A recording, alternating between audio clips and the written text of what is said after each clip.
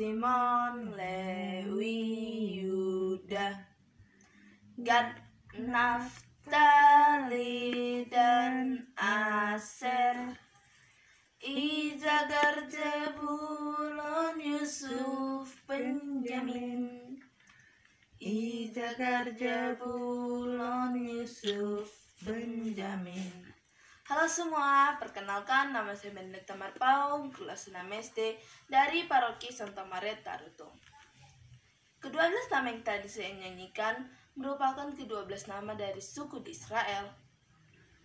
Nah, sekarang saya akan bercerita tentang seorang bernama Tobit dari suku ke-6 atau suku Naftali. Tobit memiliki seorang istri bernama Hana dan seorang putra bernama Tobia. Mereka hidup di Niniwe. Tobit adalah seorang yang buta matanya karena terkena kotoran burung pipit. Kasiannya.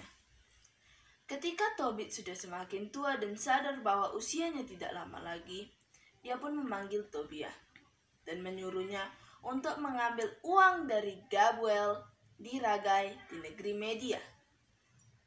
Tobit juga berpesan agar Tobia membawa seorang teman. Tobia pun berangkat membawa seorang teman bernama Rafael. Ketika mereka sedang beristirahat di tepi sungai Tigris, tepatnya ketika Tobia sedang membasuh kakinya, datanglah seekor ikan besar hendak memakan kaki si Tobia. Tentu ia berteriak, "Tolong, tolong!" Rafael pun datang. Tapi bukannya menolong, Rafael malah menyuruh Tobia untuk membunuh ikan tersebut, lalu mengambil jantung, hati, dan empedunya. Sesudah Tobia membunuh ikan tersebut dan mengambil jantung, hati, dan empedunya, mereka pun melanjutkan perjalanan. Di tengah perjalanan, mereka sampai di kota Ekbatana. Mereka pun memutuskan untuk menginap di sana, tepatnya di rumah Raguel, paman dari Tobia. Ketika sedang menginap, Rafael menyarankan agar Tobia mengambil Sarah sebagai istrinya. Sarah adalah putri dari Raguel, tepatnya Pariban bagi orang Batak.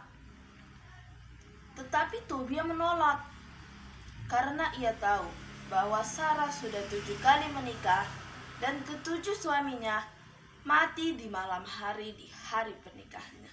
Tentu ia takut. Tetapi sesudah diyakinkan oleh Rafael, akhirnya Tobia pun berani mengambil Sarah sebagai istrinya. Di malam hari pernikahannya, Tobia pun menaruh jantung dan hati ikan yang tadi dibunuhnya di sungai Tigris ke atas api pendupaan. Karena jantung, hati, dan empedu ikan dipercayai memiliki khasiat untuk menyembuhkan penyakit mata, kebutaan, bahkan mengusir setan. Lalu ia pun tertidur. Ketika ia tidur, datanglah setan hendak membunuh Tobia. Tetapi setan mencium bau dari jantung dan hati ikan tersebut yang ada di atas api pendupaan. Ternyata setan tidak menyukai baunya. Setan pun pergi meninggalkan Tobia, tidak jadi membunuhnya.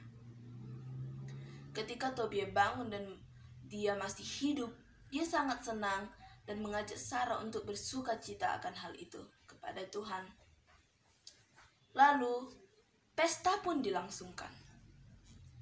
Sesudah pesta pernikahan dilangsungkan, Tobia pun meminta agar Rafael lah yang mengambil uang dari Gabuel di Ragai.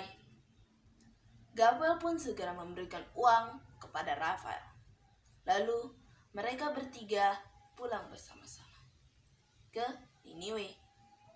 Di Niniwe, di rumah Tobit, ayah Tobia, sesudah mengucap salam, Tobia pun menguluskan empedu ikan tadi yang tadi dibunuhnya ke mata ayahnya. Lalu perlahan-lahan Tobit pun mampu melihat. Tobias sangat senang. Mereka bersyukur akan hal itu. Dan Rafael pun meminta mereka agar bersyukur kepada Tuhan. Mereka semua pun bersyukur kepada Tuhan karena mereka percaya penderitaan yang sudah mereka lalui telah diubah oleh Tuhan menjadi sukacita.